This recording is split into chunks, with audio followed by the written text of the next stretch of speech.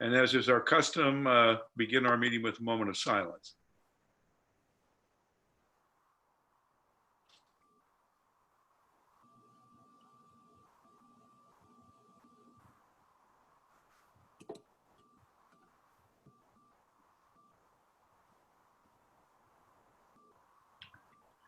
Thank you. Jay, would you lead us in the pledge? I certainly will. Would everybody rise for the pledge?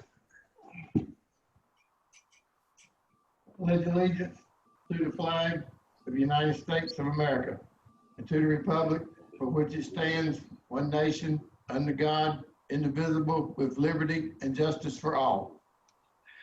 Thank you. Thank you. Jay. All right. I would entertain a motion for approval of the agenda, and then of course we'll come back and deal with the consent agenda as another item.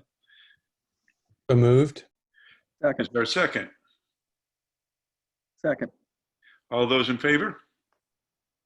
Aye. It's unanimous. All right. The next, I would entertain a motion for approval of the consent agenda.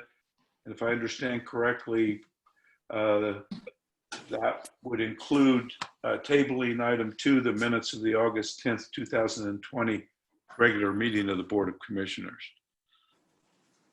Mr. Mayor, it's Chris. I think because we were delayed in getting the minutes out to the board, that we were going to delay both the June 27th and the August 10th. Both, okay. Yeah. So the consent agenda then would, I would entertain a motion to approve the consent agenda with moving the July 27th and the August 10th minutes to the next board meeting. So moved. Is there a second? Second. All those in favor? Aye. Aye. That's Aye. unanimous. So the next item would be manager updates. Chris? Yep, and I will be brief tonight. The first item I have is not agenda related, but is with the U.S. Census. So one of the key things that we have, the fortunate ability every 10 years is with the decennial census is to make sure that we turn that information in correctly and we make that information count. There's a lot of dollars on the line for our area as well as the region at large. So the self-reporting deadline is September 30th, so just a couple days away. So given the magnitude of this, and I won't be able to share this for another 10 years, so I felt compelled to mention that to everyone, all those listening in, is that if you haven't filled it out, please do so. Based on the data that I saw a few days ago, only 54% of North Carolinians had filled out their so we need everyone in Pittsboro and the surrounding area in Chatham County to submit those forms, and that way we get the dollars we certainly could use and deserve. So that's my one off the topic agenda item for tonight. With regard to the remainder of the agenda and to button up the consent agenda items, we will have those on both the regular meeting on the 27th as well as the closed session on the 27th of July, and then the minutes for August 10th. Those will be at the next meeting. So you will likely have 4, maybe 5 sets of minutes to approve on that next agenda. And for those in the audience who are wondering why the delay, Cassie and I, the town clerk, and I have been working on some tweaks to the format of the minutes, and we're seeking some feedback from the board, and we're a little delayed in getting those out. So we want to make sure that everyone's clear with what those are. Minutes are very important for us. They're great historical timestamps, so we reference from time to time. So we want to make sure that the board is good with all that. So that's why those were delayed. With regard to this agenda tonight, your public hearing for the annexation on this evening's agenda. We have been in conversations with the petitioner of the annexation, and combined with their desire, as well as some law that's in place right now during our virtual meetings. You may be aware of SL 2020-3, the Senate law that requires legislative hearings that we cannot have action the day of the public hearing. We must provide public comment, ability for public comment up into that meeting, hold the public hearing, close the public hearing, and then provide 24 hours for public comment after the public hearing before a decision is rendered. So annexations are legislative hearings. The Senate law does not specify annexations shall adhere to it. But given that we are a non-home rule state, we'll be conservative in nature and allow us to interpret that this is in fact something we need to adhere to. So the earliest that we could render a decision would be October 12th. Chatham Park Investors, who's the petitioner, they are bringing forth some items that will be on your October 26th Board of Commissioners agenda. So they have asked that if we do hold the public hearing tonight, and I recommend that we do, we've set it for tonight, that we hold it. We can either leave it open for comment and then close it on the 12th, or we can hold it and close it tonight. And then rather than voting to approve or deny this annexation request on the 12th of October, we will simply move this to old business on your agenda for October 26th to run somewhat concurrent with the project that's actually being annexed, the land area being annexed. So we hope that tidies it up and brings everyone who may be concerned about it all together.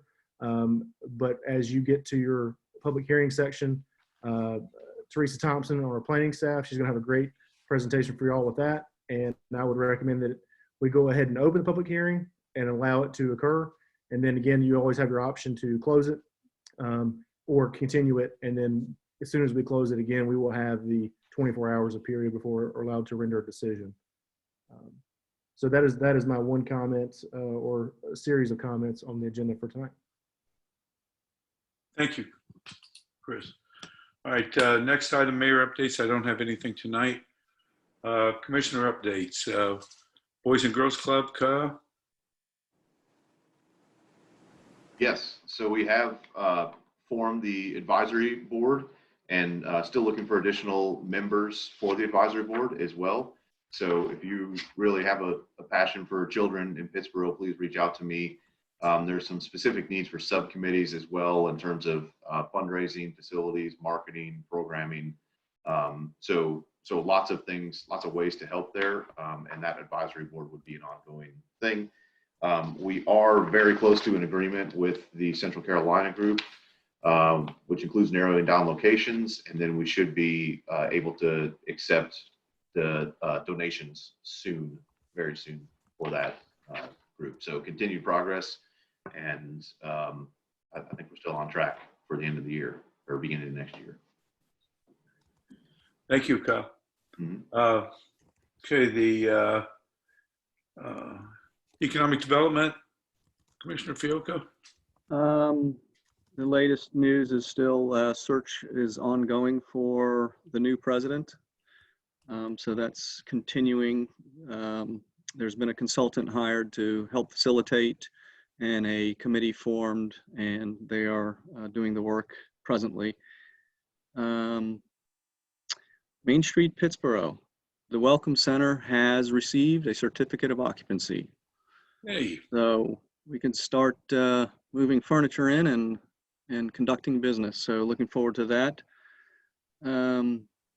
Parks and Rec Advisory Board, Stephanie Bass has advised that she needs to step down from the chair position. And so the committee will be appointing a chair. I think Stephanie's going to stay on the board, so there's no need to replace her, but she is going to step down. And Pittsburgh Business Association have been no meetings since we last met, so no update there. Okay. Commissioner Baldwin, Mayor Pro Tem Baldwin, anything? I think you're muted, Pamela. We did have our Triangle J meeting, and basically we were looking, well, not really looking at, but we went into closed session to discuss a possible restructuring of the Triangle J. And it was a good meeting, but I did send you all some general information regarding different programs that that's going on in reference to Triangle J. And also the summit is still going on because it's 5 weeks. So if anyone wants to attend that, you still have the opportunity to attend that, and that is a virtual summit. Now, also, the only other thing I have to say is that the Parade of Homes with Vineyards was very, very impressive over the weekend, and I wish you all would have had the opportunity to go over there. So it was a very good and very impressive The park looks great so far, and the whole area looks great. Fantastic. Very good. Okay. Jay, any? I'm sorry, I'm off the screen somehow. Got to get back on. We Okay. can see you. We can see and hear you. Okay, I don't see anybody. Aha. I don't have anything right now, though. Okay, good enough. I'm sorry. All right. Okay. And Anything from Carpo this time? No meeting since and no update. Okay. All right. Well, I would, Mayor Nas, I I'm don't sorry, have any, John. I'm sorry. Go ahead. Yeah. I don't have anything on climate change, but I did want to express appreciation to Commissioner Baldwin for her continued work as the liaison to the Chatham County Fairgrounds Association and that organization, and express sadness that that event has been canceled in light of the pandemic.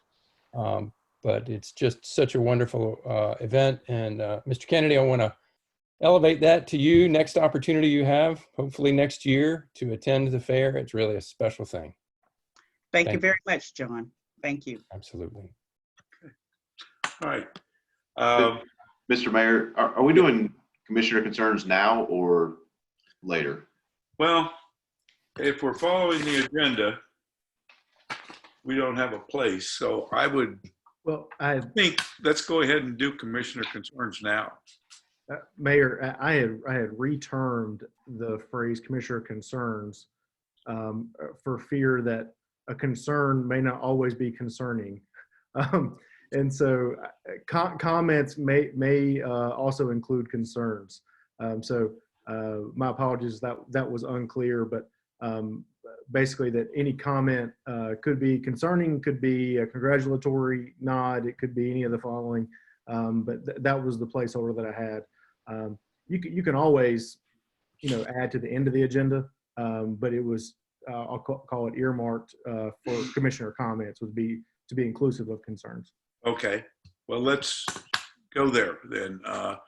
Start again with Kyle.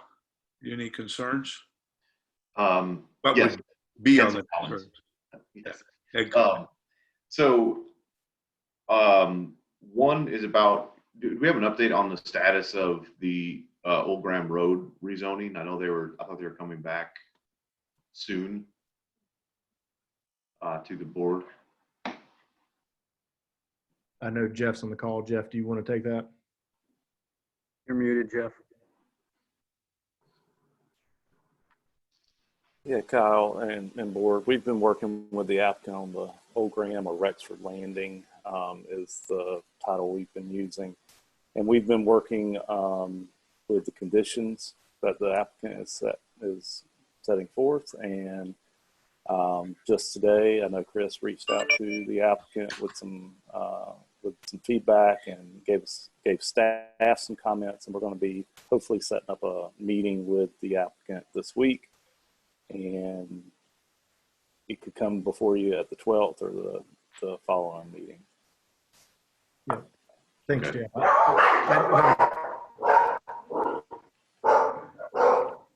My dogs are really excited about that topic. Yeah. No, the front door's open and someone's walking by the Greenway Trail in front of the house.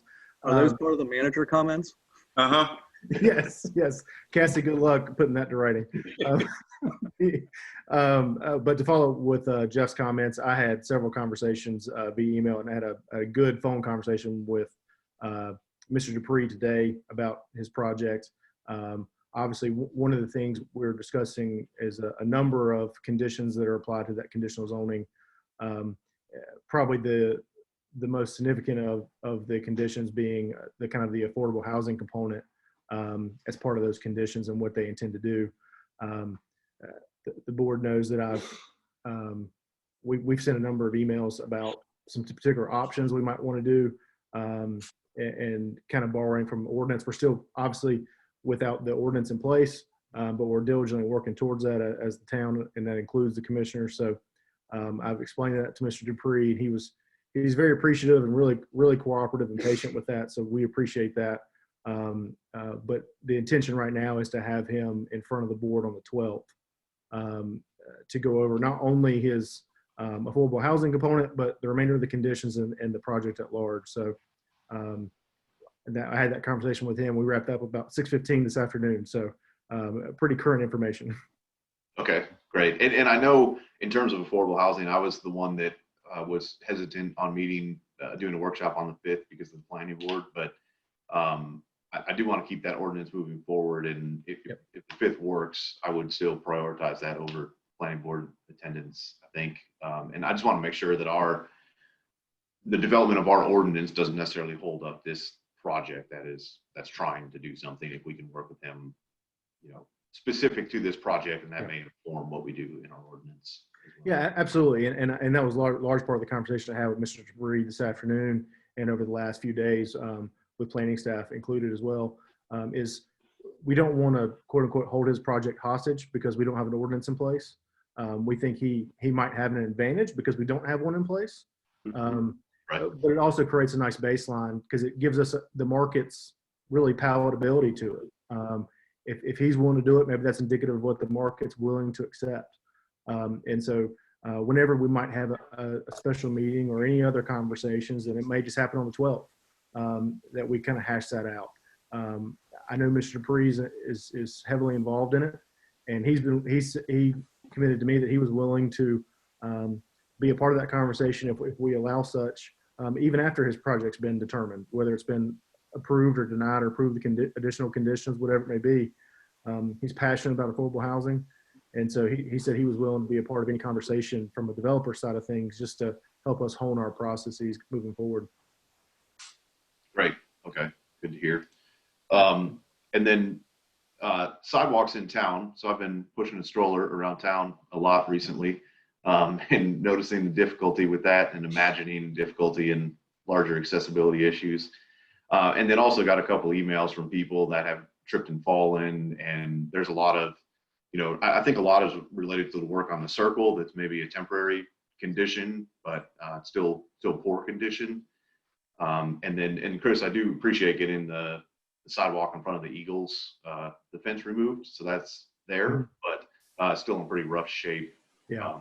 From not being open for a long time. So just, I don't know what we can do in general. I mean, I think a lot of it is related to construction, and I'm not sure exactly do we have, what our process is in terms of going behind people that take it up for construction or make changes, but there's some pretty rough spots around town. No, I think that's a very fair assessment. It's certainly on our radar. As I'm learning the majority of our operation, I'm trying to work with our folks that are involved in those types of things. So I think we'll have some more things to come. I know that doesn't provide a ton of comfort for this very moment, but I've received a couple calls myself. I know the mayor has as well, that he shared with me. A lot of them where the driveways conflict with sidewalks, and there's just been either a depression in that. There's a multitude of materials. Anytime concrete and asphalt mix together, where maybe the driveway apron's asphalt and the sidewalk's concrete, sometimes that creates a bad joint. And so we'll be looking at a lot of things. We've got our fee in lieu of program that we have a little bit of funds set aside for some sidewalk repairs and some installation. So we'll look at that. We'll also look at some other options that are available, and try to, if nothing else, for the short term, fix the hazards, and long term, make it where ultimate accessibility is in an ideal condition. What's the most effective contact for specific hazards that people notice? Easiest way to get those to the town, I guess. I don't mind being a conduit, but I don't want to be a roadblock. I would say allow me to be the conduit, and I'll be ultimately responsible either way. So whether you contact anyone with the town or myself, I'm fine being that conduit and allow it to come through me, and then I'll work with our folks to try to get those attended to, and at least have a way to communicate back out, because sometimes it might be private infrastructure. Generally, driveways are considered private, even though they touch all the way up to the right of way. And so that creates a little bit of conflict of how that mesh point works, because you might have a perfect sidewalk with a bad private driveway, and who's responsible? Because the sidewalk is disconnected unless you traverse that area. So there's some strategies that we'll try to put in place to correct some of that. But if nothing else, I think we can get the hazards attended to, and then work on our long range stuff and not just delay because we need a grand policy long term. Okay, great. Thank you.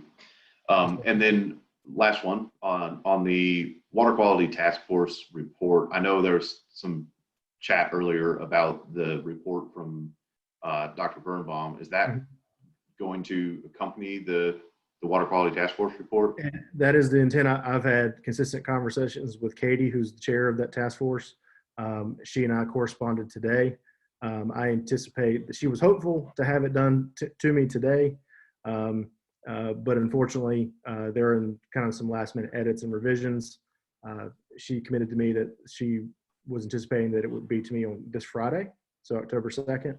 And so, as I told the board, as soon as I get that, I will have that to the board and have it posted on the website via our town clerk, Ms. Bullock, and that way everyone can have their ample time to review it in advance of the 12th. Dr. Birnbaum is trying to be confirmed for the 12th, and I think it just makes a lot of sense to run those parallel to each other, given their likeness of character and quality. Great. Okay. Thank you. Okay. Mhm. Okay. Jay, did you have anything? I do not. No, sir. Commissioner Fiocco? Chris, the lights are going up in the trees. Thank you.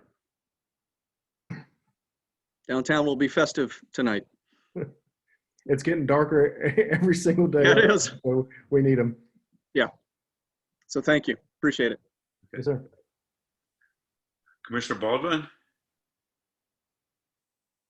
think you're muted again.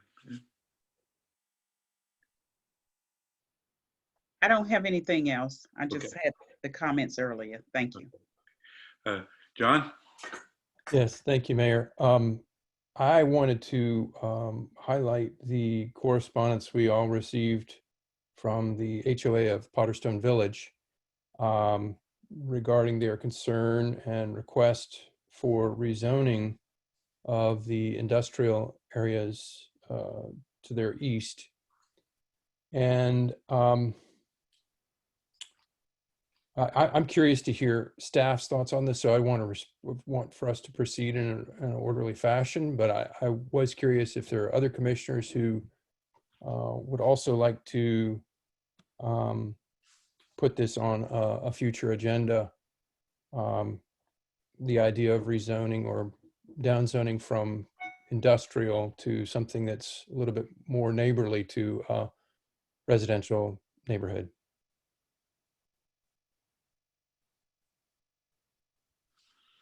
Any other I'll comments? just say, I saw the letter and I appreciate it. It's something I've been talking about for a while in terms of how to do that best. And if that's rezoning or if that's other conditions and buffers, certainly happy to discuss it more, and actually get some action. So. Well, I'll be willing to discuss it. I'd like to remind everybody that we need industrial zoning, and industrial zoning of these parcels was there long before the subdivision was there. And in fact, one of the residents of that subdivision came to this board in 2009 and kind of chastised the board for allowing a subdivision to be built so close to an industrial site that he purchased property in. So let's bear that in mind, that we need these zoned areas, and that sometimes folks push closer to them and they perhaps aren't aware of it or resent it after the fact.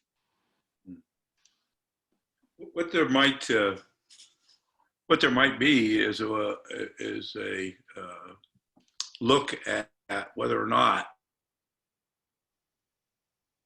in those situations, such as was outlined in the letter, that we might try to see if we can creatively come up with a way to have M1, M2 uses, but have those uses pared down from what would be available in pure M1, M2. I don't know what we'd call it, because there's a whole bunch of, if you look at the table of uses for M1, M2, there's a whole bunch of uses in there that would not be objectionable to those kinds of neighborhoods or to other places where we might have a similar situation.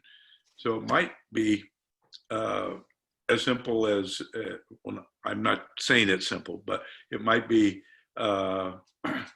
another way to look at that kind of zoning, and rather than changing the zoning in its entirety, perhaps have a subclassification or however we wanted to deal with it that had a little different table of uses that still allowed for a significant amount of industrial use, but only of a certain kind. And I think that might be a way to kind of going in kind of down the middle and in between in that situation. It certainly would encourage exploration of that from a creative point of view.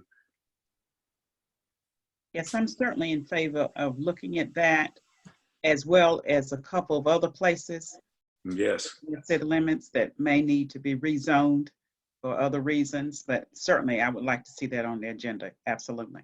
Surrounding the Horton School. Absolutely. Yes.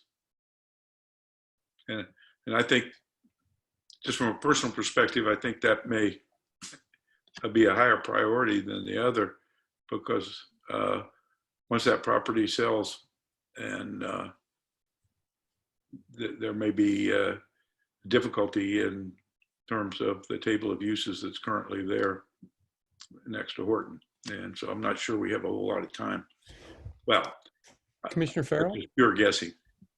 I agree with everyone on that. Also, the only thing that I'm concerned is we're really short of M1 areas, acreage or anything like that. So that is something we need to keep before we go closing the doors on all this, is to see what we do have available.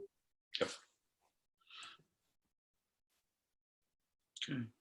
Well, thank you for those thoughts and engaging a very brief conversation on this. I wonder if maybe we might coalesce around the idea of putting this on an agenda item, say in November, for a really focused conversation. Maybe we could get staff's thoughts in advance about options to consider. We've had so many, a fair number of things that have crept up on us, surprised us, that we've all really felt like our current ordinances and zoning were poorly equipped to manage what ended up being things that citizens have said would diminish property values. And so I'd like us to try and be a little bit more proactive in response to this correspondence. Thank you. Great. That sounds good. Right. Mr. Bonds, we can make that happen. Very good. The only other thought, thank you, Commissioner Shipp, for mentioning sidewalks, and kind of in a similar vein, I don't remember where it was, but, and thank you, Mr. Kennedy, for mentioning fee and lieu, but fee and lieu was mentioned at some point with regard to a particular property, 699 East Street. And I just wanted to express the concern that that might be considered. Maybe I was just confusing the communication, but or misunderstanding the communication. I hope that very large frontage and right-of-way will remain in consideration for public use as I think it was penciled in the bike ped master plan as a linear park along East Street. The East Street right-of-way is very wide due to its historic designation as a highway. And I think what that sets us up for is giving us the opportunity to create a linear park, a place for pedestrians to really enjoy themselves as they traverse from one side of town to the other. certainly on the east side of town. So just wanted to express that hope and opinion.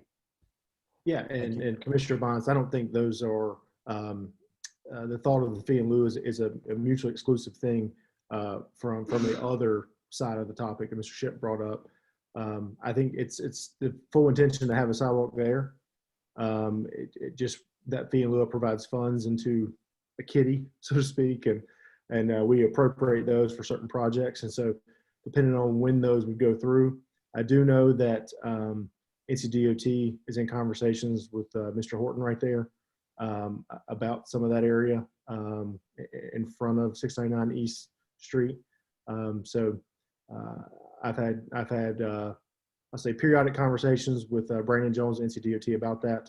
And so the town is kind of allowing DOT to review that, determine what that's going to be, and then we will be able to act at that point. So.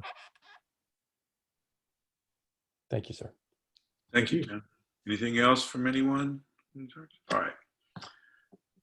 In that case, I would entertain a motion to go into public hearing for the annexation of A 2020-03 Chatham Park, Section 7. So moved. Is there a second? Second. Second. All those in favor? Aye. Aye. All right. Okay. Planning?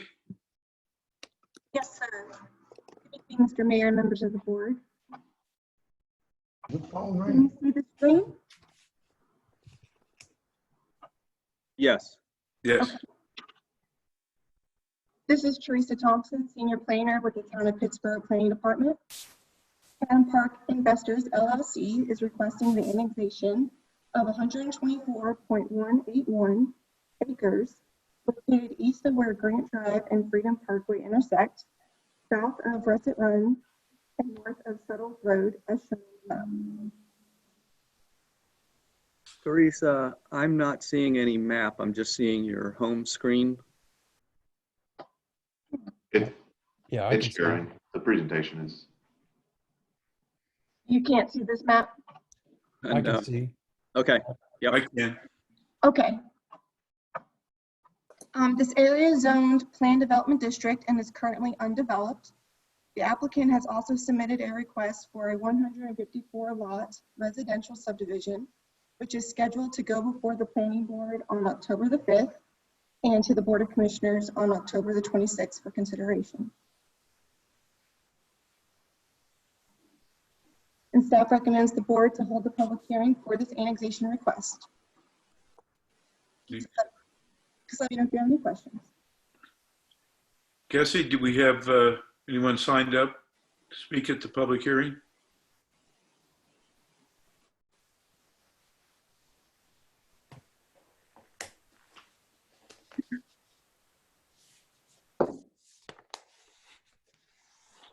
Cassie, can you hear me?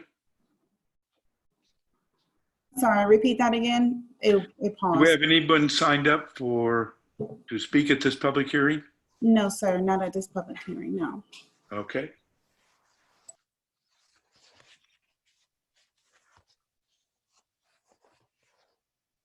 All right. And as I think Chris mentioned, we're to have the public hearing. And the question is whether to hold it open or and close later, or whether to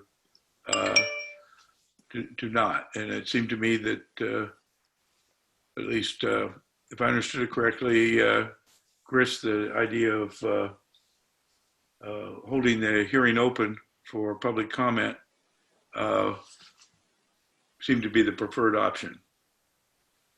Oh, I wouldn't say that. It's merely just what the board wants. I mean, with obviously we advertised the hearing for tonight with nobody wishing to speak. I think you're more than welcome to close this public hearing, allow the 24-hour window for public comment per the session law to take effect, and then just close the public hearing, and we'll just state for the record that as opposed to having this on our next Board of Commissioners agenda on October 12th, we'll pick up this item on old business on the agenda for October 26th. Okay. I'll make a motion to close the public hearing. Is there a second? Second. All those in favor? Aye. Aye. Aye. All right, unanimous. So we are out of public hearing. Thank you. All right. Next matter, do we have any citizen public comments, Cassie? There was two that wanted to speak. Not sure what they wanted to speak on. I think it was for the sewer allocation, but Chris, do you want to take that? Yeah, Mayor and the commissioners, we had a number of people that wanted to speak tonight, not with their own individual agenda items. As I gather, and I don't want to mean to be presumptive with anybody's potential public comment, I presume it's about the sewer allocation requests that Mosaic and Northwood Landing have as our item 2 under new business. Mhm. And so I would say that the board is welcome to allow anyone to speak for public comment if someone wants to chime in. Cassie was gracious enough to send out a number of panelists invites for those who signed up for wanting to speak. So if they want to speak now, or as we get to that item at number 2 on new business, perhaps that'll be a better time for them to chime in, and it'll be up to the board to whether you entertain that feedback from them at that time.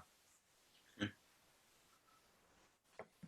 Well, it seems to me that those that wish to speak about that item, that if we wait until we get to that item, it might be more informative and more relevant, or if we want to do it all the public comment right now, that's perfectly all right too. What's the board's pleasure?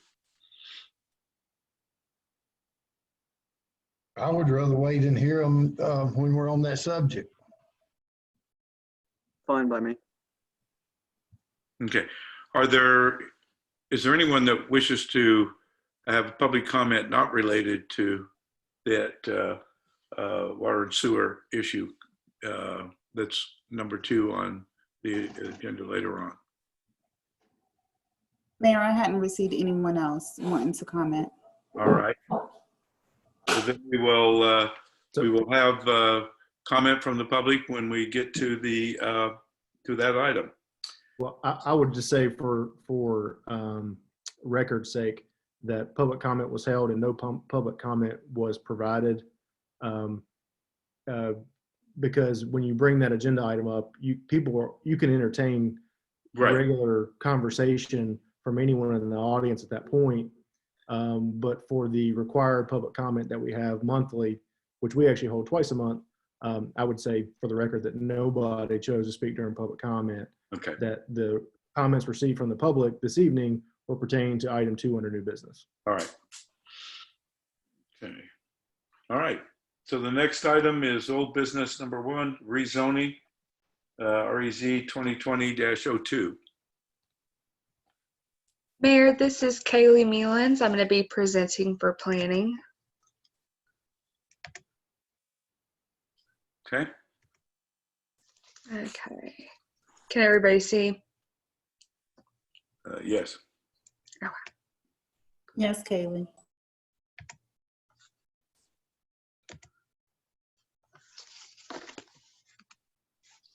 Okay.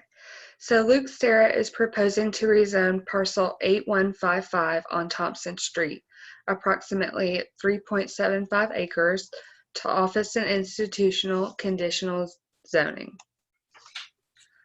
The parcel is currently zoned R10, high density residential. The future land use map has this parcel designated as traditional neighborhood. Infill development, including businesses and mixed-use buildings that complement the existing neighborhood, are appropriate in this category. This is a concept plan used at the August 24th public hearing. After the hearing, the future building and future parking were removed. The streetscape is now in compliance with the zoning ordinance and displayed correctly. This is the concept plan being presented to the board for decision tonight. The applicant has proposed 5 conditions. 1, building signage will not cover more than 7% of the building facade. 2, no monument or detached signage allowed. 3, no ground lighting, but building lighting will be allowed. 4, allowable uses restricted to fitness centers, agencies, offices general, offices professional and nonprofit, medical, dental, paramedical, or chiropractic offices, public buildings, libraries, museum, art galleries, and churches and other places of worship and rectories. And 5, the maximum height to be 40 feet. A public hearing was held to consider the rezoning request on August 24th at the Board of Commissioners meeting. There were several comments made from the public. See attached public hearing responses document. Prepared for the Planning Board September 9th, discussed was the desire to keep this portion of Thompson Street residential in nature and not to allow office and institutional or commercial uses to intrude upon the residential areas. Board members were concerned this rezoning would diminish the residential character of this portion of Thompson Street. In a vote of 6-0, the Planning Board found that the request was not consistent with the future land use plan. The proposed rezoning was found to be unsuitable in a vote of 6-0, with the Planning Board recommending denial. Staff finds this request with the conditions proposed to be in a suitable location for office and institutional conditional zoning, as it is positioned between properties currently zoned for high-density residential and highway commercial. Due to the property's compatibility with surrounding uses and the proposal's consistency with the future land use plan, staff is recommending approval. The recommended action is to make a motion on the rezoning and associated documents. And please note that the applicant and the engineer are here.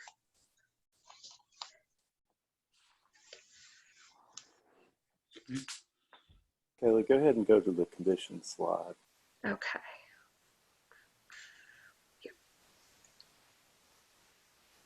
Okay. Yes, here we go.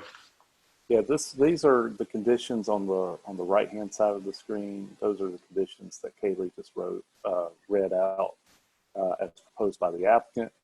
On the left-hand side of the screen are 12 conditions that Commissioner Fiocco sent to the board, and I do believe to the applicant over the past few days. And you all can consider these and discuss with the applicant. We would need the applicant to agree to all these conditions in writing. So if we get to that point, we would have to create a document and have the applicant sign that document. But really, we're here to answer any questions. I know the applicant is here, and Commissioner Fiocco, you can maybe expand on your thoughts here. I'll be happy to.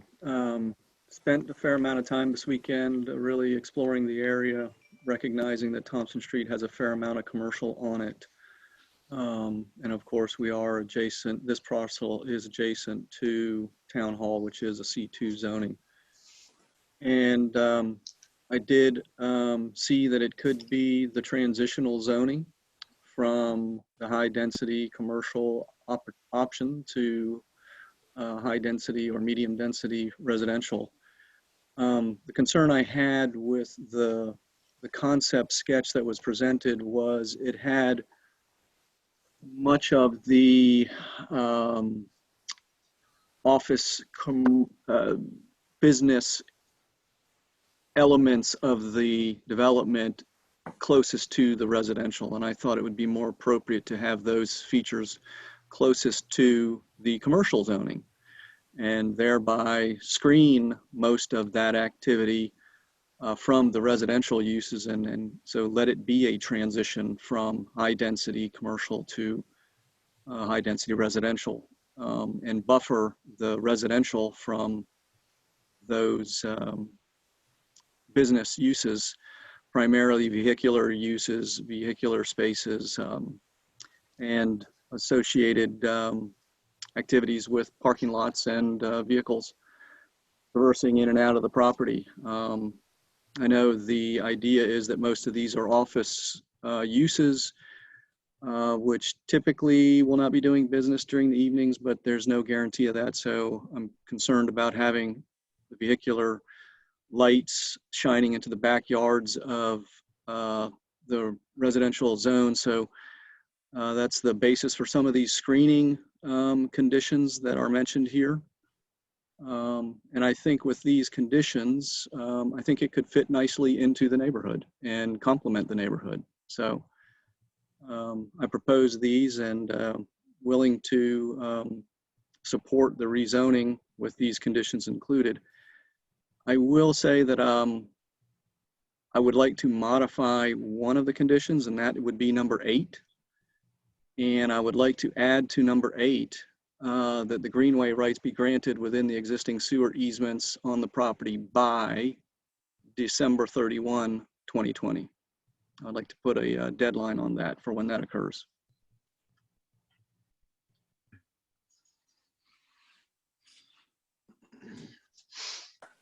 Any discussion, any response from the applicant? I would first like to thank Mr. Fiocco. This is Chad Abbott with C3 Design. I would like to thank the thought that has went into these conditions and thoroughly examining our property in light of the future land use plan, the transitional zoning, traditional neighborhood, future land use. And I believe we are acceptable to these additional conditions. We would like to maybe discuss how it impacts as far as the location of our building. I mean, we would, I think, you know, we are amenable to flipping the parking to the other side and the undisturbed buffer at the front of the site, maintaining that. I don't know what from our concept carries over into site plan approval. Obviously, we would be rotating a lot of things around, but wanted to make sure there would not be a major issue if we are now maintaining a 50-foot undisturbed buffer at the front. And we have also stricken the future building that was originally shown during the public hearing at bringing the building closer from the low area, which there were some concerns at the planning board meeting about flooding and how that impacts the site, et cetera. We want to bring it closer to the site, obviously keeping the to the road, obviously keeping the 50-foot undisturbed buffer, but bringing the building closer to the front to aid in where we would have normally got our suitable fill material at the front of the site to pull our building closer, so we need less fill material for the building since we are agreeing to leave that undisturbed. And the only other one that that we really discussed was the fact that we are, if we agree to the additional building setback from the sewer on the west side, and we also are adding the 30-foot undisturbed buffer along the I think it would be the west side. Is a 30-foot undisturbed buffer along the sewer easement as well, Mike, or is it just on the east side? I was confused at that one. It's on the east side of the existing sewer easement. Okay, so but only so far into the site as is the front of the building. Understood. So the only other and thank you for clarifying that, because the only other condition we really wanted to discuss a little more was the item number 10 regarding the architectural elements of the building facade. Understanding that part of in keeping with the character of Thompson Street, and that was a big issue during public comment. Agreeing to no metal on the front that would face Thompson Street is probably easy enough to do for this office type use, but the extensive separation setbacks that we're proposing and the additional buffering along the sides of the property, we were wondering if that could just apply to the front of the building and not the sides or the rear that would face either other commercial properties or be heavily buffered. by the additional landscaping that's been requested or the existing riparian buffers. I personally would not want to change that condition. I know during the winter months, regardless of how thick your buffer is, that building is going to be visible from the residential areas. And I don't want to, I want to protect them from having to look at a metal building. Would it be possible to provide screening against the building proposed that would be evergreen and opaque as opposed to that? If we were to plant that around the sides of the building facing the residential? I wouldn't, I Okay. would not agree to that. There's so many ways in which, you know, the things get planted and they don't survive, or somebody comes along and cuts them later and it's a zoning violation. I think the building should look reasonably, I think it should look better than a metal building. Okay, and the applicant for the rezoning is also on, and that's all the, I mean, again, we appreciate your time and thought in putting those together, and we are amenable to those, and except for that one that I was asking about, and I'll let Luke start, who's also on, chime in on that if he sees fit. Yeah, good evening, everybody, and thank you for your time, especially Yoko.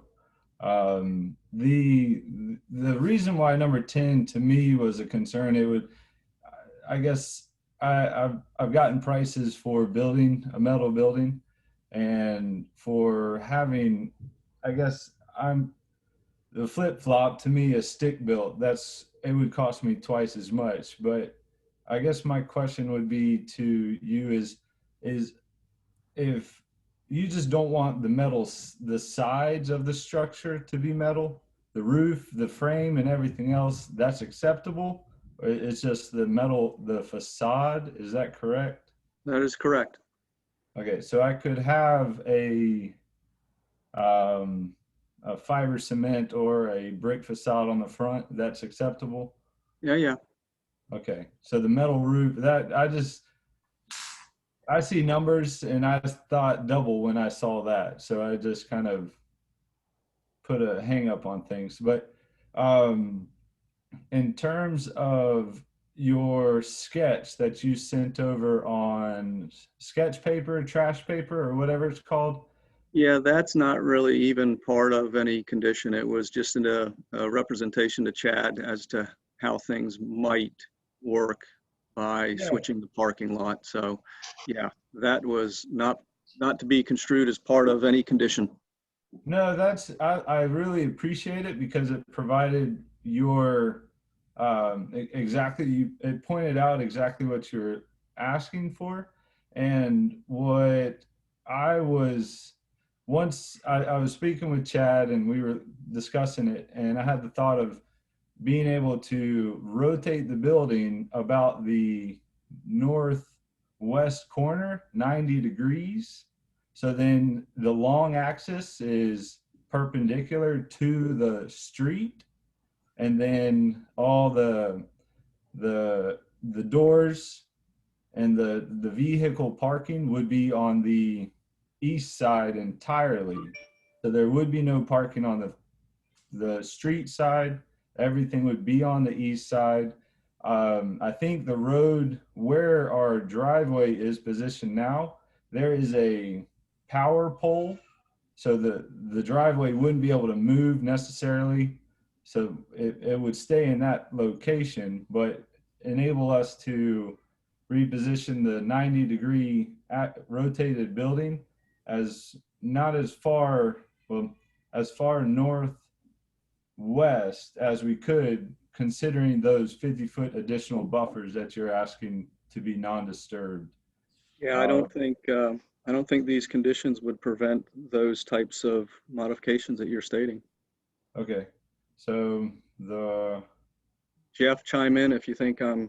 No, sir, I believe you're right. You've given them a concept, and they can work within the bounds of the conditions that have been proposed and site the building on the property as they see fit. Sure. Yeah, and as Luke mentioned, the sketch I'm glad to hear that it was helpful in understanding the conditions, because that was its intent, but not to be part of this rezoning package. Yes, no, sorry for bringing that up. It helped us with visualizing exactly what you were looking for, and I do appreciate that.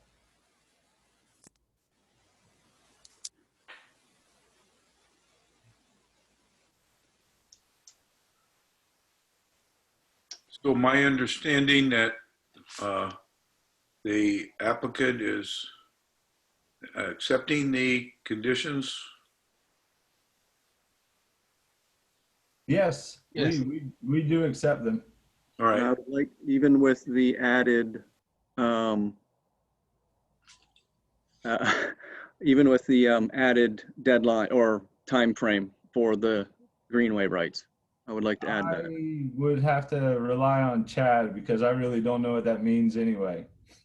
Yeah, I mean, I'm assuming just an easement document that would yeah. So I mean, I don't Luke, I would not see that being a problem.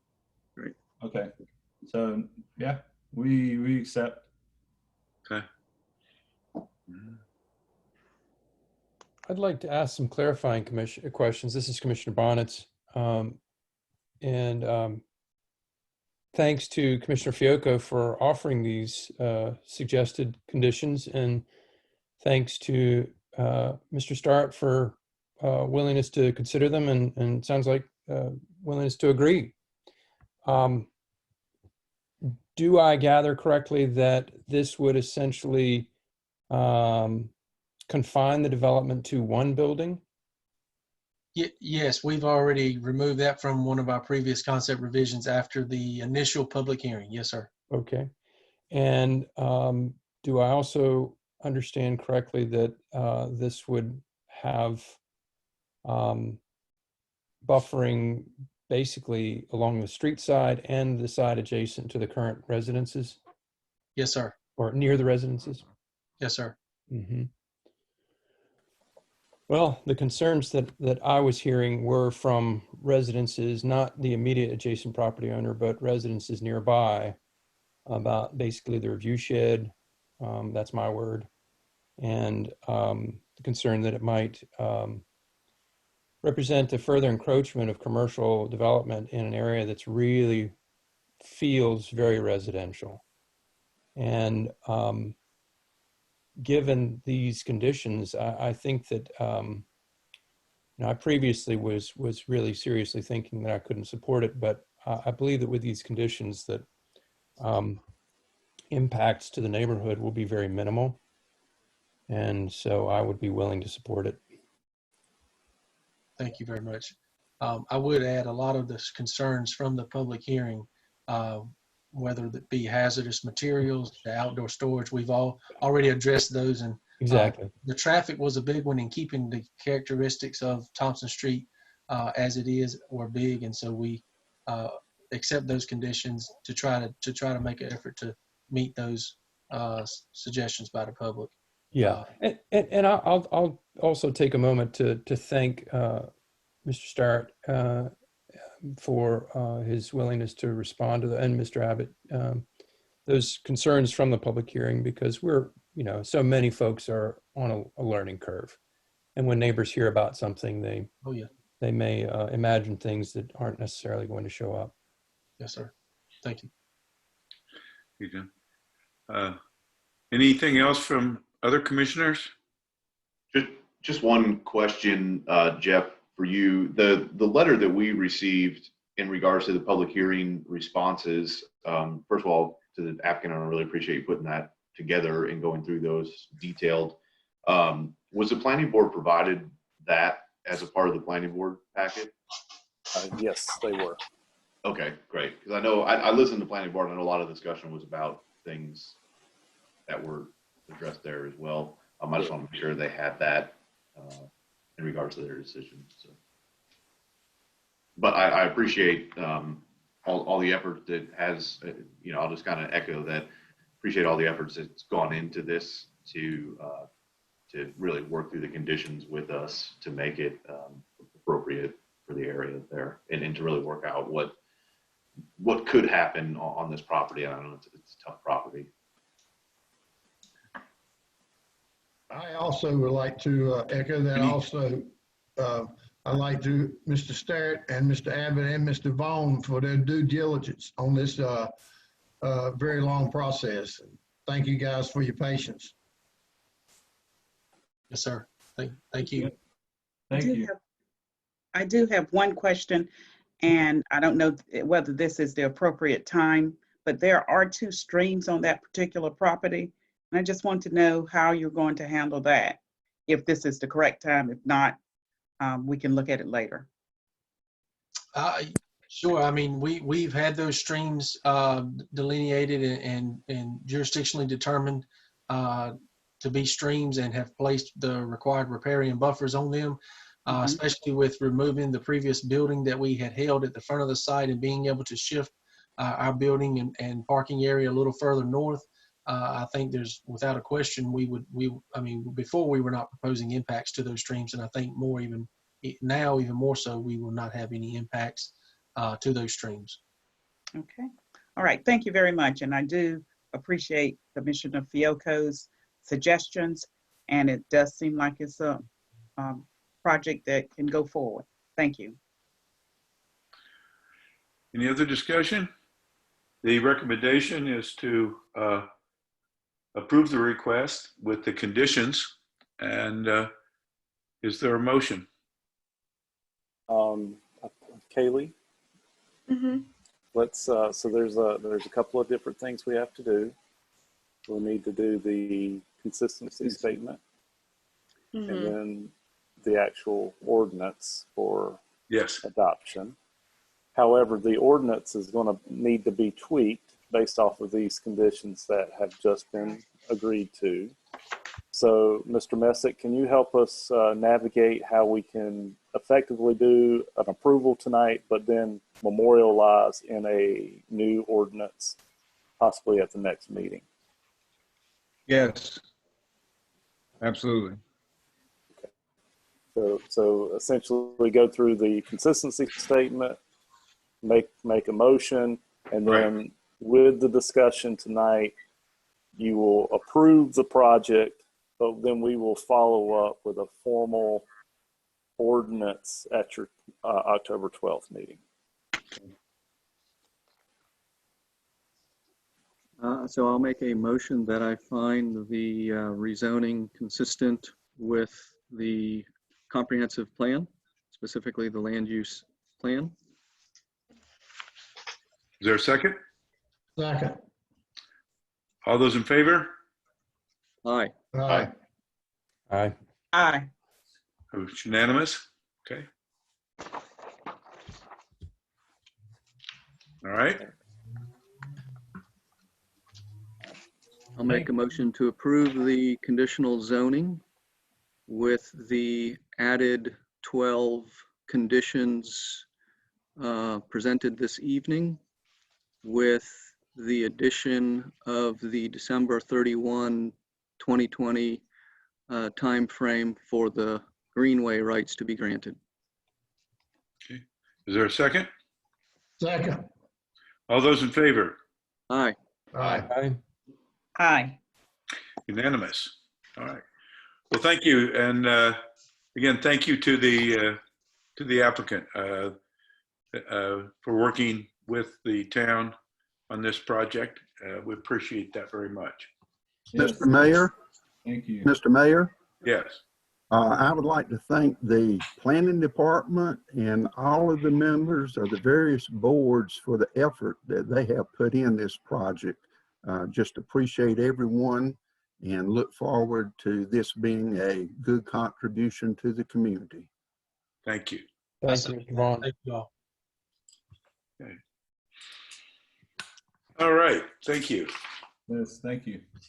So we are now to new business and looking to the site plan for the Northwood Lowe's Food Project. Okay, Mayor, this is Kaylee. I'm still presenting. This proposal is being presented to the board as a site plan for review and recommendation. This shows the approved layout for Phase 1 of the Northwood MUPD. Lowe's Foods would be located in Lot 6, 7, and 8. The proposal is to construct a 50,000 square foot grocery store, an 8,000 square foot multi-tenant retail space, and a fuel station in the Northwood MUPD. This use requires 297 parking spaces. The applicant will be providing 301. These structures would connect to town utilities. To date, sewer has not been allocated for this use. This request went before the Planning Board on September 9th.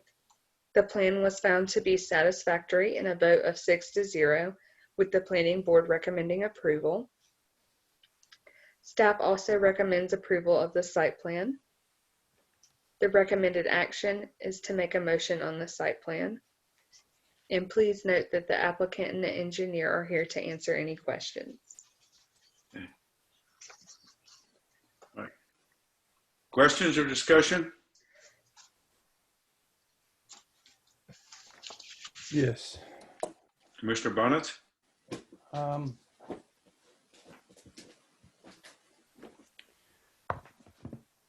I apologize that I've not drilled down into the back side of the building, but on a number of occasions before, I have expressed the support for adequate space and facilities for certain waste management activities associated with commercial businesses, especially grocery stores. For example, because Chatham County is home to 2 different commercial composting facilities, food waste composting from grocery stores is something that we have ready access to. And I wonder, not being able to zoom in on the back side, I wonder if the applicant might just speak to this question.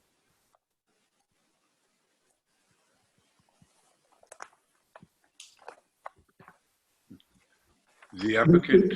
Yes, this is Sean Beekler with Lowe's Thank you. Foods.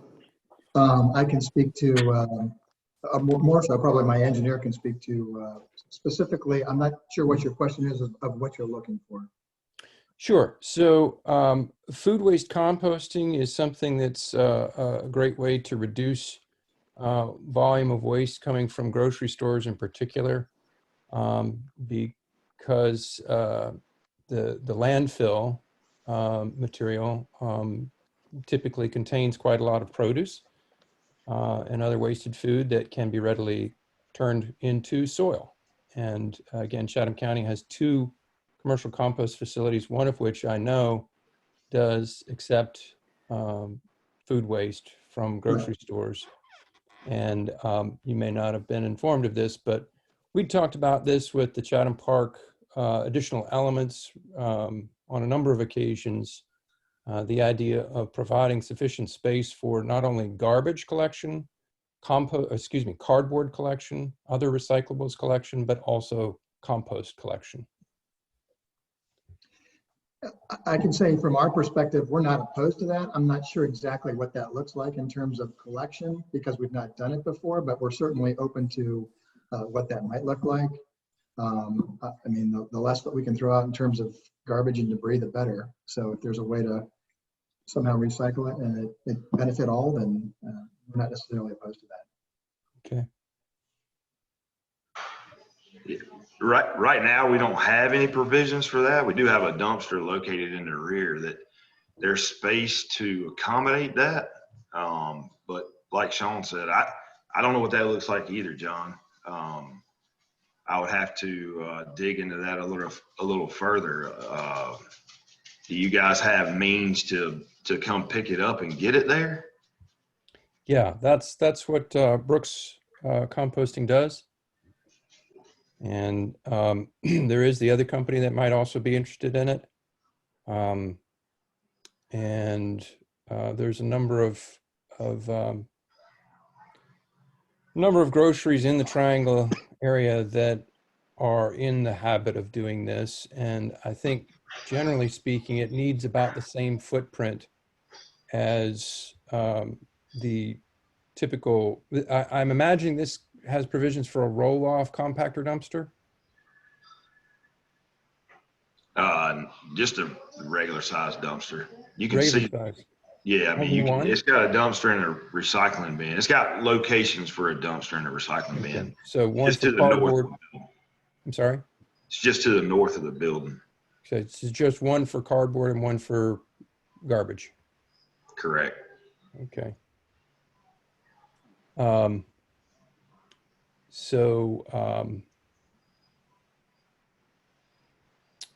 Yeah, I would just recommend that you add that third space, the same footprint as other dumpsters, but it's typically removed with roll-off carts.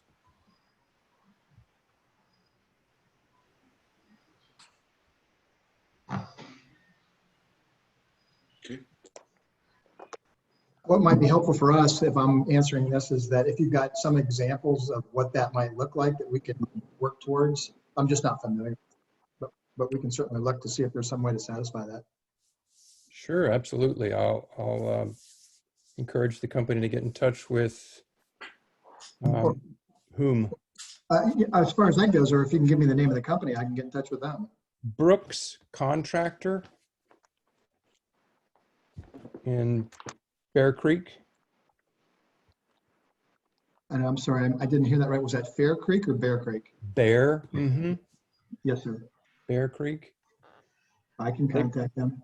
They provide service to several of the universities, to several Whole Foods locations. I believe there might be other groceries, the cooperative groceries use their services.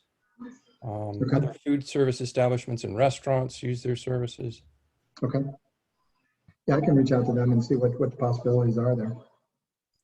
That'd be great.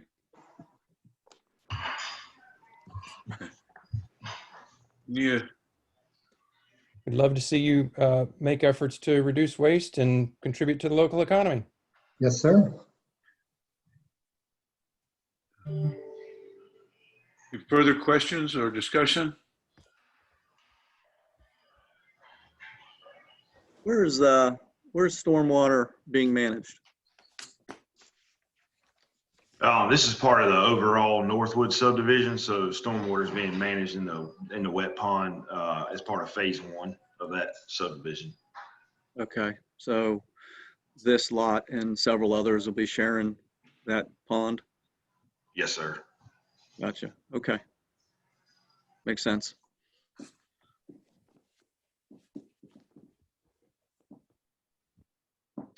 Nobody has anything else. I'll make a motion to approve. Is there a second?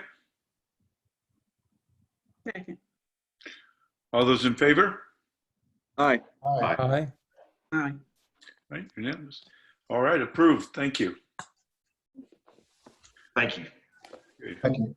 Take that on. All right, Chris, on this last one, the sewer allocation request, there's been a lot of back and forth on this in the last couple of days, and I want to make sure I understand that what we're doing with this and how we want to approach this. Yeah, Mayor, and basically to give you a brief overview of the request. Yes. I received, the town and myself directly received a letter from the representatives on behalf of Northwood Landing and Mosaic. As we all know, they have a number of projects, as I term, pushing dirt right now. Some that have already received their approvals without sewer allocations. They've received allocations in the past, but it's a very large project and they have quite a bit of sewer demand to achieve their build out. So as I stated in some of the communications we've had pertaining to this, certainly this request is kind of twofold. One, you have a request in front of you that is seeking action. Mr. Bradley, on behalf of those two entities seeking sewer allocation, would like to be a part of or like to receive that sewer allocation. At the same time, this is kind of an overall prompt to the board, knowing that we have limited sewer capacity left. We have our board number, I'll say, for the 110% capacity is just over 40,000 gallons per day. So we're kind of that supposed critical mass. Certainly, we are working on a number of projects. A lot of them are kind of certainly working concurrently, and some are here, some are there, some are here, some are there. And so we certainly need to get a better grasp of that. So, so staff's recommendation was if the board wishes to approve, staff certainly fine with that. I think Mosaic is certainly a viable project. They're going to go up, so I don't think it's a quote unquote wasted allocation. But we would like, if the board does choose to go that route, that we would reserve some for ourselves for town hall, and perhaps a little sum left to accommodate a project here or there that we say, oh man, I wish we had 1,000 gallons left. And so there may be a finite number there that you wish to reserve as well if you wish to grant that. I've spoken to Mr. Bradley today. We had a very good conversation. He's on this call tonight. I'll allow him to speak on his behalf, for his own behalf, really.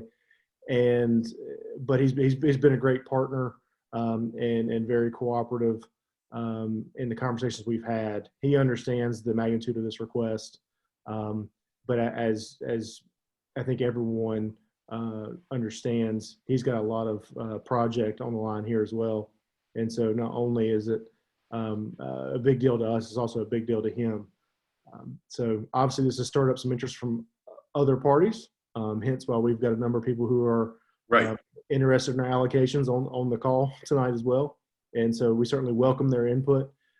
As really like any other thing, we want to be able to make sure that the board's making an informed decision. Sometimes decisions are tough, but hopefully we can provide the necessary information, be it tonight or in the near future, to provide you and those who are stakeholders in this sewer allocation process to feel comfortable where we're at and where we're heading. Okay. Thank you, Chris. I would offer that, suggest that we receive input from those citizens who would like to, at this time, speak to the board.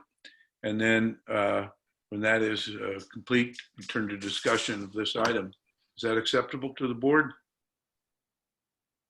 Mr. Mayor, should we have Mr. Bradley speak first? Sure, that's fine. Yeah. Mr. Bradley? Thank you, Mr. Mayor and Commissioners. It's Kirk Bradley, and speaking as a manager of the Northwood MUPD and also the Mosaic Project, which is part of Chatham Park. We are working hard, as everybody has seen, to get several of our commercial projects underway. I sent this letter and the request along with an attachment, which I believe you've received, that shows that overall these two projects on a permitted flow basis will need just under 300,000 gallons per day. And that's not going to be tributary flow, but that's the permitted flow requirements. I know there's efforts underway to both expand capacity for the town and their sewer capacity, and also there's some efforts underway administratively to reduce the permitted flow of both. I think it's been approved, Chris, of single family, but it's still pending on multifamily, which is our largest. For instance, we have a 165 unit project that would need 39,600 per day. Sean's grocery store, Lowe's Foods, needs about 8,210. We have a hotel that is underway, or we think will be underway in the spring. They need about 16,000 gallons per day. So these are very large users. The retail buildings are 2,000 to 4,000 type of gallons per day users, but they add up fast, as the chart shows. We were allocated in December of 2019, 47,950 gallons per day. That's less than the request we made, but we made a compromise at that point in time. We made another request for 39,006 in May of this year, and it was tabled. We did this with the understanding that, as I said, these capacity increasing projects were underway, but also with the understanding that we had put capital at risk building our projects, and that there would be flow allocated to us before other, what I would call paper projects, just on the planning level, we're able to request flow in front of us. And by that, I don't mean like the town hall or things like that, but other similar private projects. And so we had some concern that that may needed to be formalized, and after having some discussions, decided to submit this letter. And so that's the reason for the request. Even if you allocated, I think at the time I thought there was 42,000, but there's 40,238. Even if all of that was allocated to us, it would not accommodate on a permitted basis the projects that we hope to break ground in on the next within the next 6 months. We will not need all that capacity. We will not be contributing tributary flow, and that's one of the challenges, Mr. Mayor, that I think we have, is that you've got this issue where if you're going to risk $30 million on an apartment complex, you need to have some certainty when you start that, even though you're not actually going to use the wastewater, and some of that will be allocated or corrected by large scale. I know the 500,000 gallons per day plant should come online sometime in the next 6 or 7 months. And so, but that's the challenge we're faced, that we can't be expending these funds and not have capacity known to us when we start them at this point. So that's the long and short of it, and I'm happy to answer any questions. Thank you.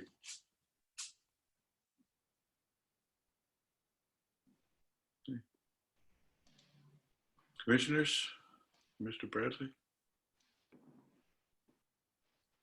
All right. Well, I would suggest we hear from the public right now. So Cassie, do we have a list? No, sir. Okay. Let's see. I'm like figuring out who wants to speak. Well, who's first? Who wants to? Somebody want to pipe up the public that has some comments on this? So my name is Dan Morse, and I'm the owner Dan, of AAA Homes, and I appreciate everybody's time tonight. I did want to pipe up, as you say, a little bit, because I certainly understand the town's situation, and I have for quite some time, while been trying to get the Griffin Farms project through approvals and that kind of thing. And we've had lots of different delays and whatnot, but being a local builder, already building in Pittsboro and around Pittsboro, Chatham County, I like being in a smaller town like that, a smaller area that's not quite so busy. And there's huge upside potential that I see. So that's why we decided to go ahead and try to do townhome development in Pittsboro, because it was lacking, in our opinion, it was lacking that more. And I'm careful when I say affordable, but definitely obtainable type product. That you could get a new home for under $250,000. And so we've been working with staff since we brought this project to staff back in February of 19 originally. And, it's taken a while to get through because we had to do a quasi-judicial meeting, and COVID had slowed that down and all those kind of things. So it's taken longer than expected.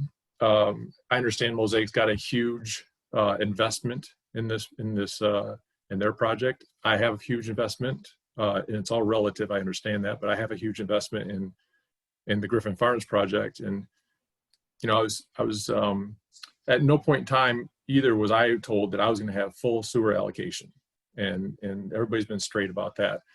But I was also on the understanding that I would at least be able to get maybe a phase one, hopefully, and get that started. And so I too am in the same situation where I was planning to start a project, and I've had less time to prepare for this, just because I didn't find out until middle of last week that this was going to be going before the board tonight. So I was trying to get my ducks in a row a little bit and decided I just wanted to get in front of everybody, and hopefully you can hear from a small guy. And I just want to say that I would appreciate just still having some allocation left over so I could get started too. My phase 1 would need about 13,000 gallons of the 40 that's I'm being told is available also. And so I hope that will be taken into consideration when the board is looking at making a decision. Mr. Morse, I'm sorry, what was that number? 13,000, just a little over 13,000. And that would get the first 39 townhomes allocated for. Thank you, Mr. Morris. Thank you, Mr. Mayor. Anyone else?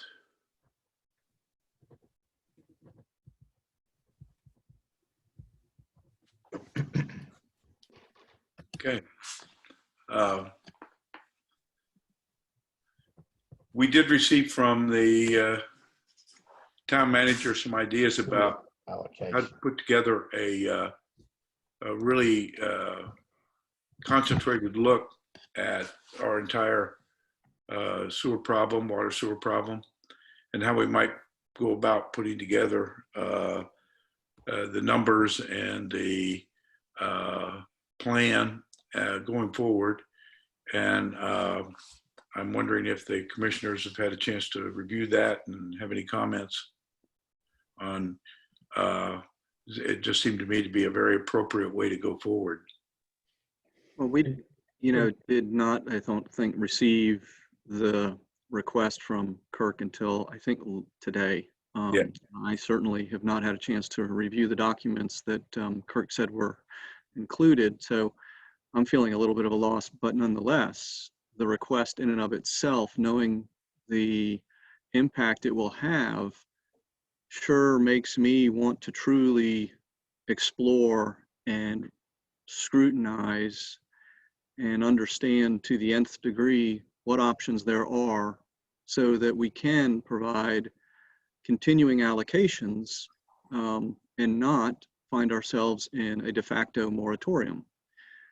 There are scheduling strategies. There are paper flow counting strategies. There's tributary flow strategies. There's the I&I corrective measures that are part of a strategy. So I really appreciated Chris's email today, and I definitely think we should look at this. We've been looking at this since 2005 when we had a moratorium, and we've been creative in finding ways to avoid the moratorium ever since. And honestly, 2.5 years behind schedule on Sanford is extremely frustrating to find ourselves in this position, this very dire position again. So I most definitely don't have the ability to speak on the matter in review of the documents presented and exactly what the specific request is tonight, but I definitely implore and support Chris in doing the research. I am a resource to Chris. I've got information about how this town has addressed these issues in the past and some imagination about strategies on how to get ourselves through the eye of this yet again another needle. So I implore us to be creative and aggressive because we have been trying for years to come up with a very good solution by pumping to Sanford. And for, I don't think, very good reasons, at least none that have been expressed to me, technical issues that would prevent us from making this investment. The state of North Carolina has continued to assure us that the funding is available. And yet at the same time, the state of North Carolina seems to be an impediment to actually executing the plan. That is just to say, we need to be imaginative, creative, and aggressive. And I think it takes engineering review and legal review to truly understand what our options are. Kirk made mention of the 500,000 gallon per day plant that Chatham Park has built. And we've got an NPDES permit that suggests we can increase our discharge to Robeson by 500,000 gallons. How can we use these facilities to make that happen? Because if we could get 500,000 gallons of treatment capacity online with the ability to discharge to Robeson Creek, that's a pretty substantial stopgap for what we're talking about tonight. And is there a way, how can we engineer this to do this, and legally, how can we execute it as well? That's just one option. Chatham Park has got a reduced per bedroom gallonage, and so that would not affect them and the abilities of the number of houses they want to construct, but may be able to return some capacity to the town. That is another conceptual strategy. So I implore us to take the time, take a couple of weeks, a month, whatever it takes, to really scrutinize and scratch our pencil. And to Mr. Fioco's and the mayor's comments, and for clarity for those who did not receive an email from me today about sewer, basically understanding kind of the pulse of the board of, and rightly so in a lot of ways, the consternation about granting the remaining capacity that the town has. I offered to the board that I would make the time over the next few weeks to try to compile a bunch of strategies. Not only just throw darts and say, I think we could do this and do this and do that, but really try to put a time frame on it. Look at the things like the Sanford line, which in a lot of ways seems like a silver bullet, but it really isn't.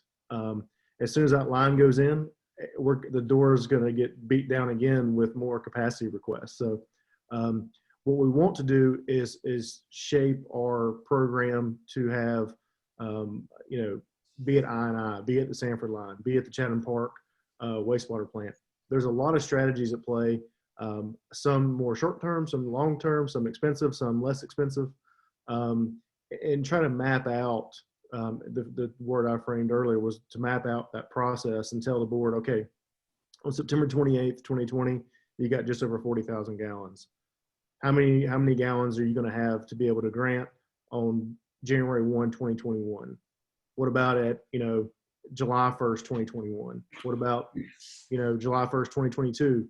And really allow the board to see the impact and say, okay, well, be it Mr. Bradley or Mr. Morse, say, okay, we're comfortable granting you this for phase one or for your next phase of the project, knowing that, again, with the full asterisk of if we get delayed on the NPDES or any other type of permitting, yeah, that can always extend the deadline. But if we hit our marks and I think if we attack it from different levels, if we just hang our hat on the Sanford line and it gets delayed, then we are looking at a de facto moratorium.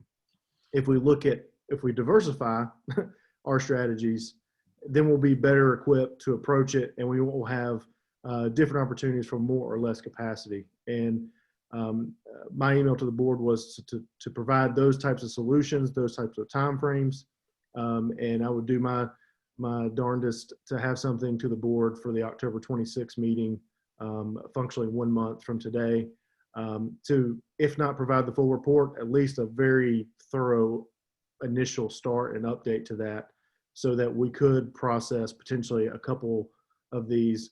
And if it turns out to be a much more convoluted process, then we'll be able to adapt to that. But I think we can put some numbers on paper, some strategies on paper, and give the board some comfort and the public some comfort, developers and the citizens who may want to do anything, for the next 2 to 3 years as we build towards some of these things. And I think that will ultimately, again, provide the comfort that everyone's seeking. So when we get these requests, we don't squirm so much, if that makes sense. Yeah. Well, Chris, I think that's an outstanding way to go about it. I think the citizens of Pittsboro, as well as the developers and people that want to do business in Pittsboro, I think we have an obligation to say, look, here's the situation, here's the plan, here's where we're at, and so on. At the same time, I think the citizens of Pittsboro deserve to know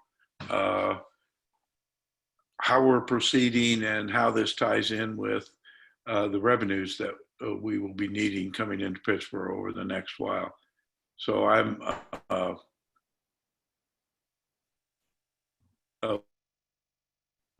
that.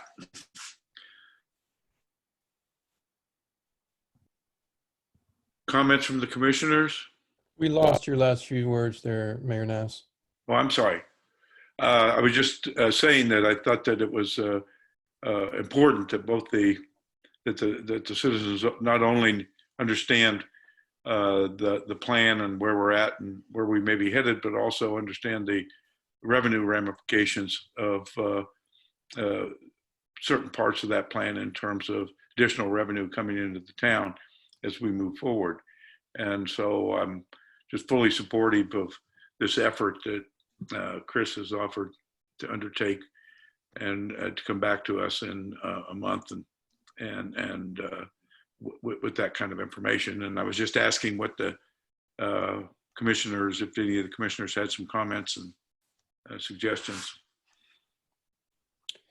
I'd just like to express gratitude, Mr. Kennedy, because I think it's a terrific idea, and helping the public and this board understand timelines and impacts up and down to our capacity numbers is so important. I look back, and it actually was October of 2018 that I first requested a graph be modified. We had engineers create a graph of sewer capacity and how that would change with the Sanford Force Main project. And Elizabeth Goodson did work on that. And I think it was the beginning of work on it, because it didn't have all of the different permutations and variables that we now know we have upon us, and many of the options that Commissioner Fiocco had mentioned.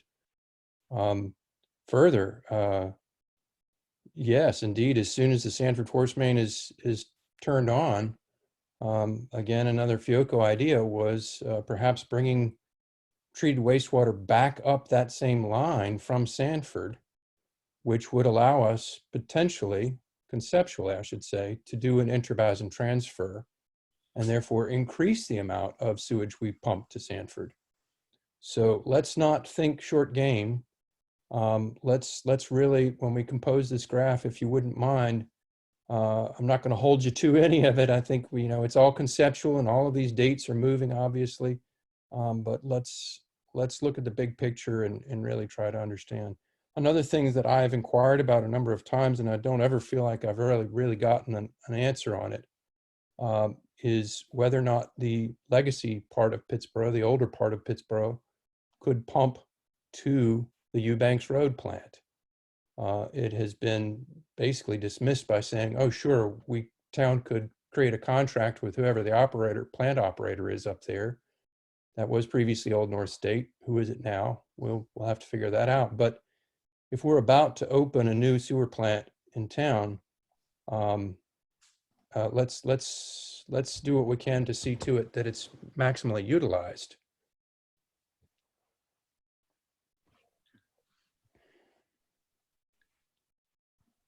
Any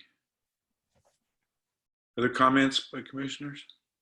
Well, yes, John, I think that's an idea that comes to mind, that if all the infrastructure in the ground right now is coming to our treatment plant, yet the Eubanks plant is sitting there with capacity, which is connected to our plant, can we pump effluent there, get it treated, have it pumped back to discharge to Robeson Creek?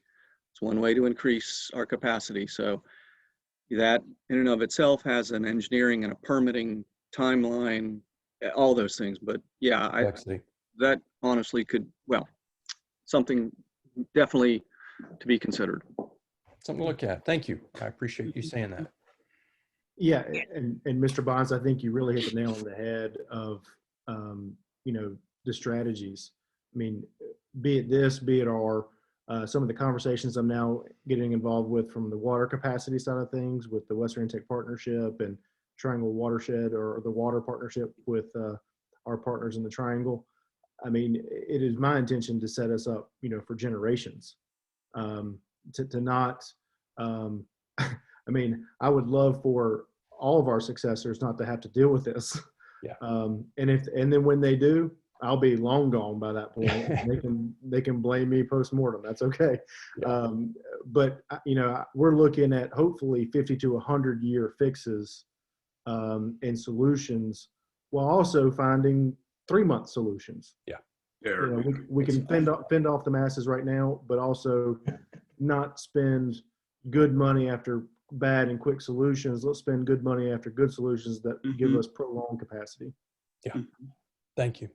Yes, yes, I absolutely agree with that. We do have to look at options, and this with the sewer capacity, this has been an ongoing problem since I got on the board in 2005. We think that there are solutions. Those solutions don't they don't materialize. But I think it's a great idea, Mr. Kennedy, to do what you have suggested in your email to us earlier, and I'll be more than willing to help you with that.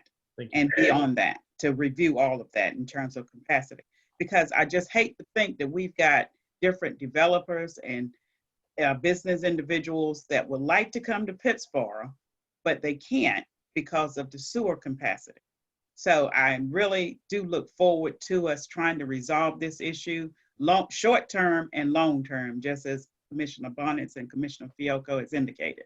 So I'll be more than happy to work with you all on that. Thank you, Ms. Baldwin. And I would say too, that while I'm willing to take this on, it will certainly not be an individual effort. It'll take conversations with y'all. It'll take conversations with developers, certainly our staff. So while I might be the presenter of the information and everything, but I'm very much appreciative in advance for all those who are on this call willing to help, and certainly those who aren't even on this call who I will most certainly need their assistance to bring this good information to the board. So I just want to make that be clear as well. Anything else? It would seem to me that perhaps the appropriate motion for item number 2 is to table this request until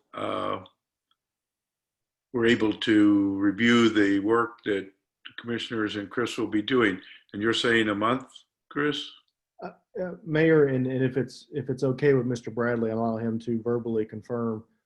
I would recommend that we table item 2 for the sewer allocation request to the October 26th meeting. Right.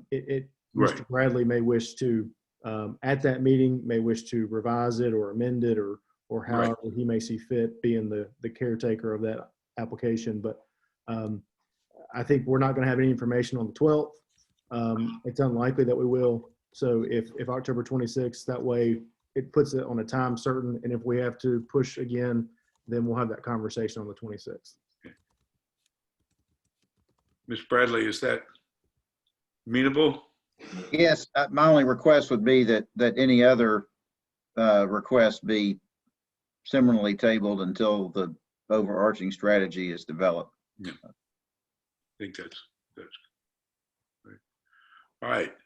So I would entertain a motion to table this item 2 sewer allocation request until October 26th meeting.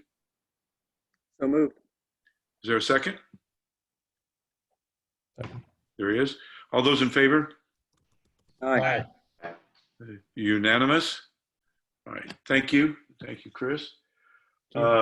Miscellaneous is none. Is there anything else that any of the commissioners or town manager wishes to bring up at this point? The only thing I would say at this point is I appreciate everyone's patience, both on the board and external interested parties. As part of my, I'll say, newness and tenure, there's certainly some things that staff has graciously allowed me to work with me on tweaking some things. We brought it up with the minutes. We are working through trying to provide you the best packets that we can so that when we do sit down and have these meetings twice a month, that they're effective and that you are prepared to make decisions. We failed a little bit on that tonight, and that's my fault. So I appreciate everyone's patience, and as we get the virtual world's hard enough. So we hope to get better for our next meeting, and that's our goal for all meetings, is that the next one's always better than the one we're in. So I appreciate everyone's patience and understanding with that. Thank you, Chris. And I think that once we get our iPad training and get using those instead of the paper packages, et cetera, I think it's going to improve things a lot as well. And I think the two will kind of tie together. So it's certainly a lot quicker to disseminate information with an iPad than it is to have an officer drop it off at your home. Absolutely. Right. We appreciate your efforts. Thank you. Yeah. All right. Anything else from the commissioners? Well, I would entertain your motion to adjourn. Just to be clear overall in regards to Mr. Bradley's request, I think that, I don't know if we have any pending, but I think that all sewer requests would be on hold until October 28th as well. Just Yes, so that's the understanding I had. Is that correct, Chris? Yes, sir. Any of them that come in between now and then, I'll coordinate with Jeff to see if anything is in the ether and is a kind of about to be submitted. But I think that's more than fair. And right, we will. If anyone submits, they'll be at least at the same pace as Mr. Bradley's, and so we'll commit that to him. And I think that's more than fair. Okay. Motion to adjourn. I'm sorry. Motion to adjourn. Is there a second? Second. All those in favor? Goodbye. Bye. Good night, all. Thank you all so much. Good night. Good night, everyone. Good night. Thank you, friends. Good night. Mayor, I don't think you have to come in to sign anything, so you should be good. That's right, because we didn't do the resolution, so that's fine. Yes, that's good. Thank you. You're welcome. Great night. Thank you, Cassie. Appreciate it. Thank you, John. Thank you, Cassie. Thank you, Jim. Bye, Commissioner Comments. Good night. Good night. Bye, Casey. Bye, Cassie. Thank you so much for your help today. I appreciate you. You're welcome. Have a good night. You too. Bye.